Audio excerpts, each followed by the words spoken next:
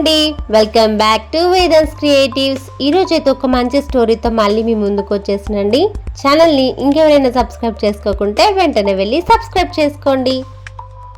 రాజుగారి తోటలో గుమ్మడికాయలు చాలా బాగా కాస్తున్నాయి. ఆ తోటకి రాజుగారు 3 కాపలాదారులను నియమించాడు. ఆ తోటలో గుమ్మడికాయలు రోజురోజుకు మాయమైపోవడం చాలా విచిత్రమైపోయింది.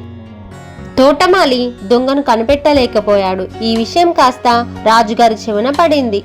శ్రీకృష్ణదేవరాయల వారి సభలో తెలివైన వికట కవి తెనాలి రామకృష్ణుడు కూడా ఉన్నాడు. సమస్య విన్న తెనాలి రామకృష్ణుడు ఆ 3 కాపలాదారులను తన ముందుకు పిలిపించాడు. కేవలం 3 చిన్న పుల్లల సాయంతో అసలు దొంగను పట్టుకోవాలని నిర్ణయించుకున్నాడు. ఇంతకీ తెనాలి రామకృష్ణుడు దొంగను కనిపెట్టాడా? ఆ పుల్లల రహస్యం ఏమిటి? అసలు దొంగ ఎవరు? తెలుసుకోవాలనుకుంటే ఈ కథను చివరి వరకు చూడండి. ఈ వీడియోకి ఒక లైక్ ఇవ్వడం మాత్రం అస్సలు మర్చిపోకండి ఫ్రెండ్స్. మరి లేట్ చేయకుండా స్టోరీలోకి అయితే వెళ్ళిపోదాం. అనగనగా విజయనగర సామ్రాజ్యంలో ఒకప్పుడు శ్రీకృష్ణదేవరాయల వారు పరిపాలిస్తున్న రోజులవి. రాజ్యం అంతా సుభిక్షంగా ఉండేది. ప్రజలు సంతోషంగా జీవించేవారు. రాజుగారి తోటలు, ఉద్యానవనాలు ఎంతో ప్రసిద్ధి చెందాయి. రాజుగారికి ఎంతో ఇష్టమైన ఒక పెద్ద గుమ్మడికాయల తోట ఉండేది. ఆ తోటలో గుమ్మడికాయలు చాలా బాగా కాసాయి. రోజు రోజుకి కాయలు పెద్దవిగా పెరిగి చూడటానికి ఎంతో అందంగా ఉండేవి.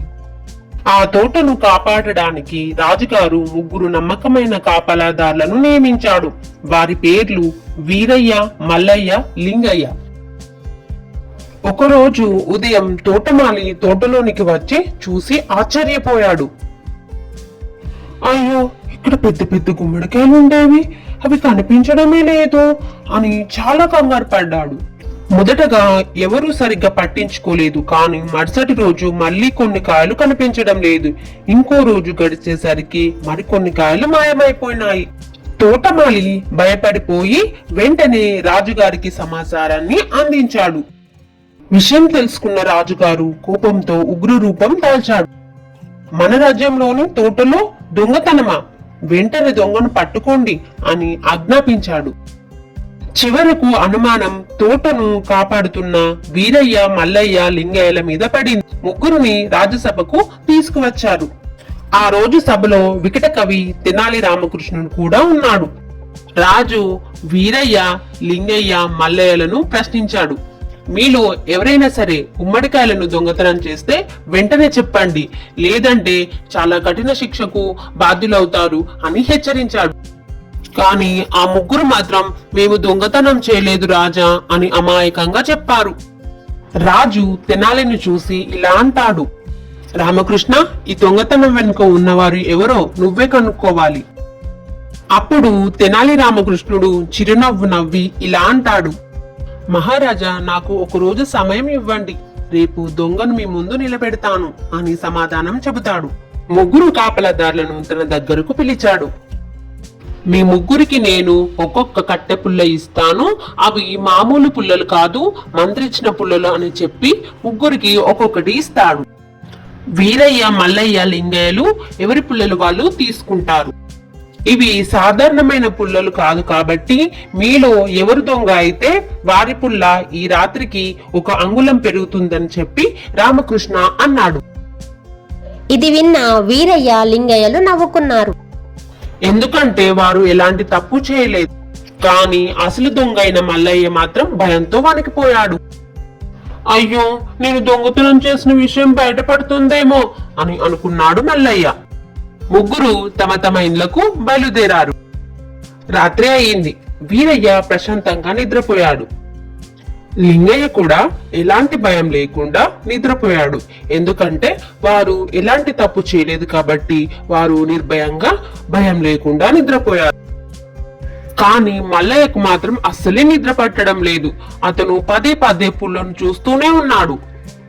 ఇప్పుడు పెరిగిందా లేదా కొంచెం తర్వాత పెరుగుతుందేమో అని భయపడుతూనే ఉన్నాడు. అర్ధరాత్రి వరకు అలాగే ఆలోచించాడు. చివరికి ఒక చెడు ఆలోచన వచ్చింది. పుల్ల 1 అంగుళం పెరిగితే నేను దొరికిపోతాను, అందుకే ముందుగానే 1 అంగుళాన్ని విరిచేస్తే సరిపోతుంది కదా అని అనుకొని పుల్ల చివరను విరిచాడు. అప్పుడు అతనికి కొంత ధైర్యం వచ్చింది. అమ్మయ్య, ఎలాగూ పుల్ల పెరగదు, పెరిగినా కూడా నేను కాంగులం తుంచేస్తాను కదా, సరిపోతుందిలే అనుకొని మంచిగా పడుకున్నాడు. మరుసటి రోజు ఉదయం ముగ్గురు రాజ్యసభకు వచ్చారు. సభలో రాజుగారు, మంత్రులు, భటులు, తెనాలి రామకృష్ణుడు అందరూ ఉన్నారు. మొదట వీరయ్య పుల్ల చూశాడు. అది యథాతథంగా ఉంది. తర్వాత లింగయ్య పుల్ల చూశాడు. అది కూడా అలాగే ఉంది. చివరిగా మల్లయ్య పుల్ల చూశాడు. అది మిగతా పుల్లల కంటే చిన్నదిగా ఉంది. తెనాలి వెంటనే నవ్వుతూ, రాజా, దొంగ దొరికిపోయాడు అని చెప్పాడు. అక్కడున్న వాళ్ళందరూ ఆశ్చర్యపోయారు. రామకృష్ణ, ఎవరు ఆ దొంగ అని రాజుగారు తెనాలిని అడిగాడు. తెనాలి మల్లయ్య వైపు చూపించి, ఈయనే దొంగ అని చెప్పాడు. ఆ మాట వినగానే మల్లయ్య భయంతో వణికిపోయాడు. వెంటనే రాజు రామకృష్ణను ఇలా అడిగాడు. రామకృష్ణ, మల్లయ్యనే దొంగ అని నువ్వు ఎలా చెప్పావు? అప్పుడు తెనాలి నవ్వుతూ ఇలా చెప్పాడు. మహారాజా, నేను ఇచ్చిన పుల్లలకు ఎలాంటి మంత్రం లేదు. అవి ఎప్పటికీ పెరగవు. కానీ దొంగ భయంతో తన పుల్లను తానే విరిచాడు. అందుకే అతను దొరికిపోయాడు అని చెప్పాడు. ఈ మాటలు విన్న మల్లయ్య భయపడి, క్షమించండి రాజా, నిజంగానే నేను గుమ్మడికాయలు దొంగిలించాను. నా తప్పు తెలిసింది. ఇకపై ఎప్పుడు అలా చేయను అని కాళ్లపై పడి వేడుకున్నాడు. రాజుగారు కొద్దిసేపు ఆలోచించి ఇలా అన్నాడు. తప్పు చేశావు, కానీ నీ తప్పును ఒప్పుకున్నావు. ఈసారి క్షమిస్తున్నాను. ఇకపై నిజాయితీగా జీవించు అని హెచ్చరించి రాజుగారు మల్లయ్యను వదిలేశాడు. మల్లయ్య రాజుగారికి, తెనాలి రామకృష్ణుడికి నమస్కరించి అక్కడి నుంచి వెళ్లిపోయాడు. అలా తన తెలివితేటలతో తెనాలి రామకృష్ణుడు మరోసారి అసలు దొంగను పట్టించి అందరి ప్రశంసలు పొందాడు. తప్పు చేసిన వాడు ఎంత దాచాలని ప్రయత్నించినా భయం ఏదో ఒక రోజు ఆ నిజాన్ని బయటపెడుతుంది. చూసారు కదా ఫ్రెండ్స్, స్టోరీ నచ్చిందా? అయితే ఈ వీడియోకి ఒక లైక్ ఇవ్వడం మాత్రం అస్సలు మర్చిపోకండి. తిరిగి మరొక మంచి వీడియోతో మళ్ళీ కలుద్దాం.